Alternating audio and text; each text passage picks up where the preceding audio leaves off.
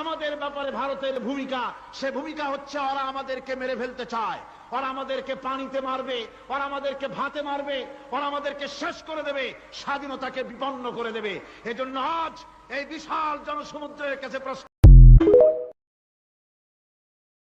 সালাম জানালেও তো হয় কম, কিভাবে দেব প্রতিদান। সেলুট জানাই তোমাদের মন থেকে, তোরাই তো বাংলার আসল প্রাণ। স্বার্থ ছাড়াই যে মাটির টান, ভাবনি একটিবার জীবন দিতে। ও দেশবাসী তাকিয়ে দেখো না, সব ছেড়ে